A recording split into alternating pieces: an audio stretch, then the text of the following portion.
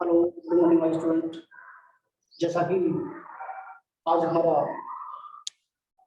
9 वाला chapter student forces and law of motion ये चल रहा है स्टूडेंट। इस चैप्टर के अंदर हम सबसे पहले इसको पार्ट फर्स्ट में डिवाइड करते हैं। फर्स्ट और सेकंड और थर्ड 3 पार्ट में डिवाइड करते हैं। यहाँ पर पार्ट फर्स्ट हमने फोर्स से रिलेटेड लिया है स्टूडेंट। जैसा कि आप पिछली क्लास में 8th क्लास में आपने पढ़ लिया था कि क्या होता है फोर्स। फोर्स कौन कौन से हैं, कॉन्टैक्ट फोर्स पढ़ा था हमने, फ्रिक्शन फोर्स भी पढ़ा था हमने, कई फोर्सेस पढ़े थे अभी 8th क्लास में। इस साल हमारे में यहाँ पर आता है कि फोर्सेस क्या है, मतलब फिर से रिवाइज एक बार। तो आपने पढ़ा था कि a push or pull on an object is called force. यानी फोर्स क्या होती है, किसी कोई भी ऑब्जेक्ट को पुल करना पुश करना, दोनों ही कंडीशन में क्या होता है फोर्स अप्लाई होता है।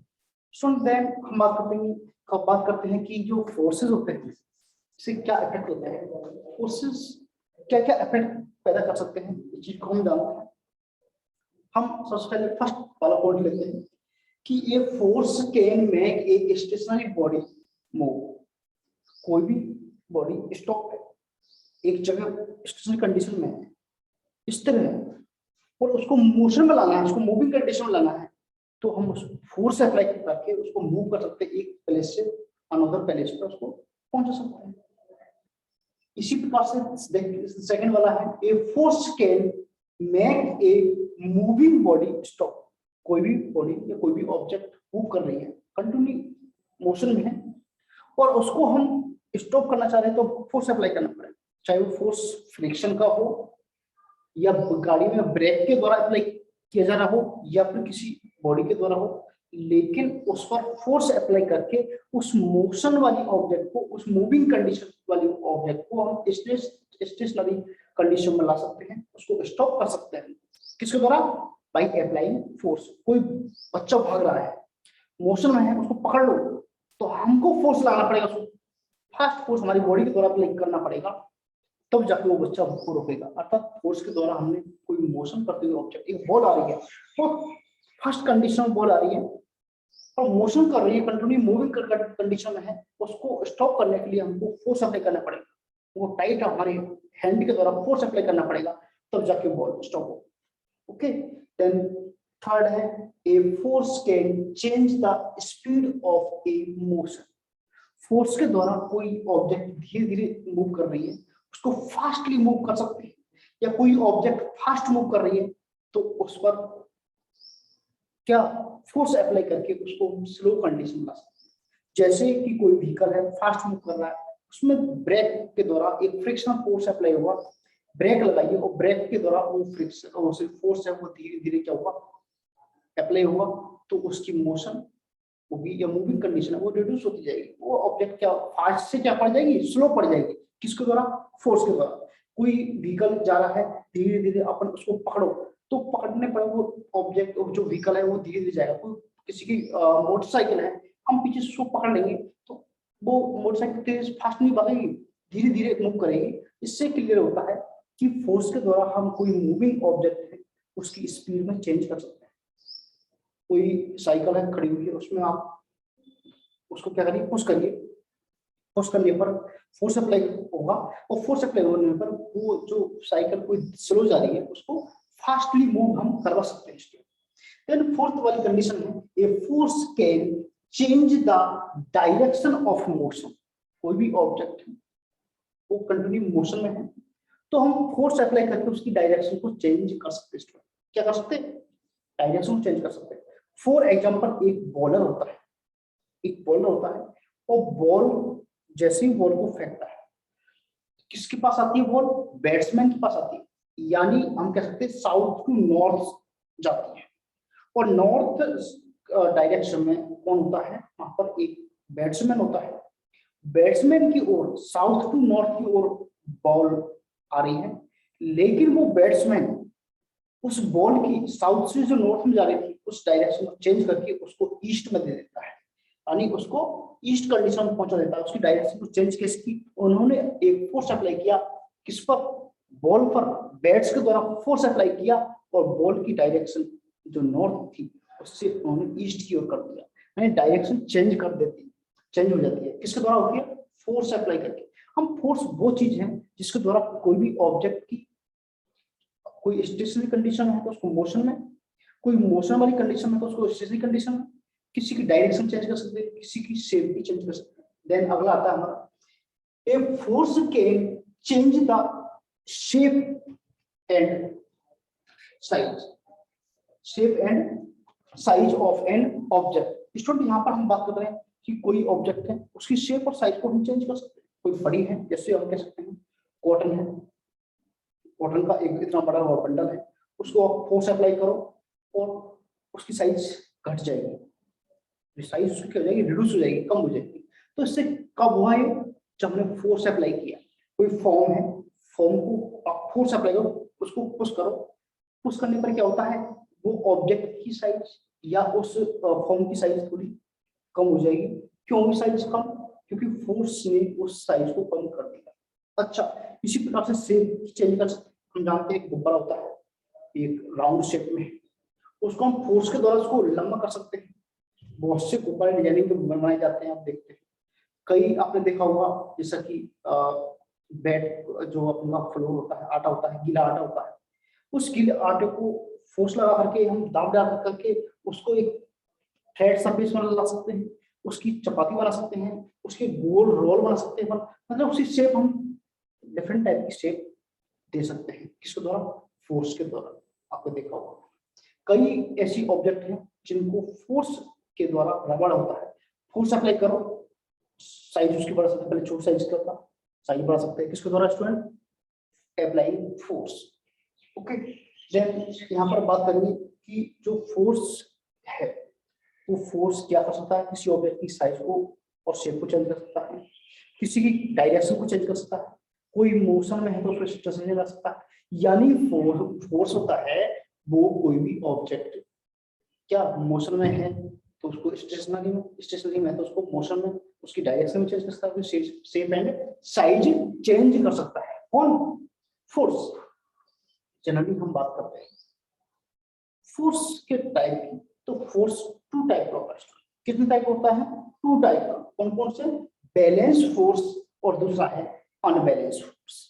स्टूडेंट, बैलेंस फोर्स क्या होता है और अनबैलेंस फोर्स क्या होता है? जब भी कोई ऑब्जेक्ट है, जैसा कि ये ऑब्जेक्ट है और इस ऑब्जेक्ट पर, ये ऑब्जेक्ट है और ये ऑब्जेक्ट पर टू फोर्स अप्लाई होते हैं। कितने फोर्स? जब टू फोर्स अप्लाई होते हैं और एक इधर वाला फोर्स लगाएगा, एक उधर वाला फोर्स लगाएगा, इस पर दोनों डायरेक्शनों से यानी नॉर्थ और साउथ दोनों ही डायरेक्शनों से फोर्स अप्लाई किया जाता है। यदि दोनों के द्वारा इक्वल फोर्स अप्लाई होता है तो ये डस्टर हमारा एक ही जगह रहेगा, एक ही जगह पर रहेगा। लेकिन इधर से कोई फोर्स लगाता है और इधर से जो फोर्स लगाता है उनमें यदि डिफरेंस है तो जिस डायरेक्शन में मोर क्वांटिटी में फोर्स अप्लाई होगा उस डायरेक्शन में जो डस्टर है हमारा वो मूव करेगा। समझे? नहीं समझे? एक बार फिर समझ लो, ये हमारा डस्टर है, इस पर कोई टू बॉडी, कोई दो व्यक्ति फोर्स अप्लाई करते हैं, एक इसको इधर से पुश कर रहा है, एक इधर से पुश कर रहा है, और दोनों के द्वारा जब इक्वल फोर्स लगाए जा रहे हैं, यानी दोनों की जो बॉडी है वो एक जैसी है और दोनों इक्वल फोर्स लगाते हैं, ये इधर वाला दोनों का फोर्स इक्वल है, तो डस्टर हमारा मूव नहीं करेगा। यदि इधर कोई बच्चा और इधर एक बड़ा व्यक्ति होता है, वो यदि फोर्स अप्लाई करेगा तो ज्यादा फोर्स कौन अप्लाई करेगा? वो व्यक्ति करेगा, बच्चे पर कम लगेगा, तो बच्चे वाले डायरेक्शन में वो जो हमारा डस्टर है वो मूव करेगा। ऐसा फोर्स जब दोनों डायरेक्शनों में दो कोई टू बॉडी के द्वारा जब किसी ऑब्जेक्ट पर इक्वल फोर्स अप्लाई किए जाते हैं तो ऐसा फोर्स कहलाएगा बैलेंस फोर्स। बैलेंस फोर्स क्या हुआ? टू इक्वल फोर्स जब अपोजिट डायरेक्शन, एक दूसरे के अपोजिट डायरेक्शन में अप्लाई किए जाते हैं तो इस तरीके का फोर्स कहलाएगा बैलेंस फोर्स। और बैलेंस फोर्स की कंडीशन में स्टूडेंट कोई भी ऑब्जेक्ट मूव नहीं करती है। ध्यान रखना, बैलेंस फोर्स की कंडीशन में कोई भी ऑब्जेक्ट मूव नहीं करती है। एक होता है अनबैलेंस फोर्स। एक कौन सा होता है स्टूडेंट? अनबैलेंस फोर्स होता है। अनबैलेंस फोर्स वो फोर्स होता है what two unequal force apply on a object in opposite direction, then object are moved। जब कोई टू अनइक्वल फोर्स, एक के द्वारा ज्यादा एक के द्वारा कम, ये हुआ अनइक्वल फोर्स जब एक दूसरे के जस्ट अपोजिट डायरेक्शन, एक इधर लगाएगा दूसरा इधर लगाएगा, अपोजिट डायरेक्शन जब अप्लाई होते हैं तो इस तरीके का फोर्स कहलाएगा अनबैलेंस फोर्स। और इस कंडीशन में ऑब्जेक्ट ऑलवेज क्या करती है, मूव करती है। यहां पर सबसे पहले बैलेंस फोर्स देख लेते हैं। To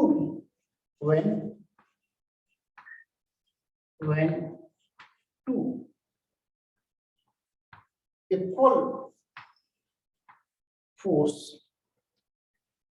apply on an object in opposite direction,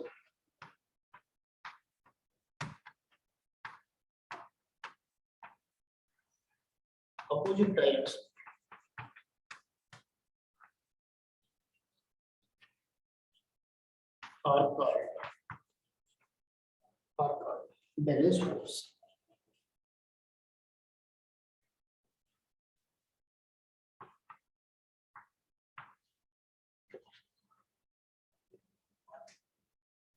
एक है unbalance force.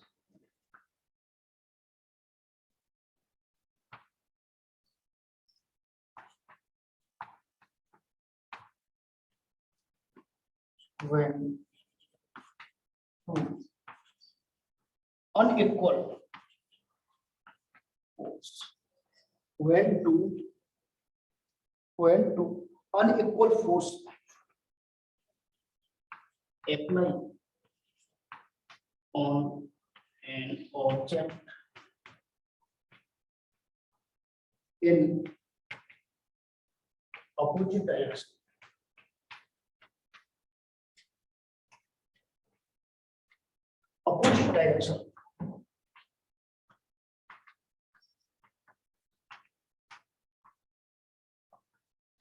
are called unbalanced force। Unbalance force student आप समझ रहे हैं बैलेंस फोर्स क्या होता है। जैसा कि ये अर्थ सरफेस है, ये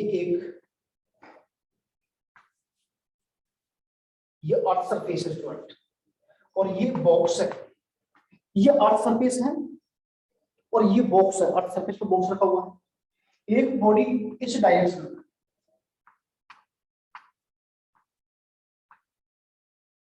एक बॉडी इस डायरेक्शन में 50 न्यूटन फोर्स अप्लाई करेगी और एक दूसरी बॉडी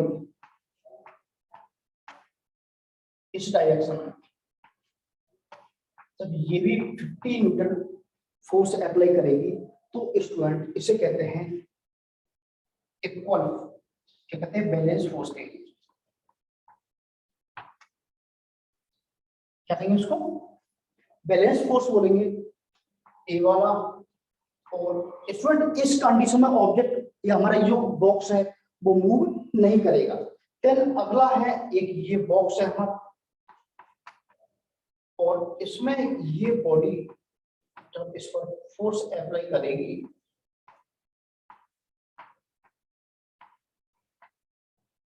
इधर इस डायरेक्शन में 100 न्यूटन और ये करेगा इस डायरेक्शन में 50 न्यूटन फोर्स, तो ये कहलाएगा स्टूडेंट अनबैलेंस फोर्स।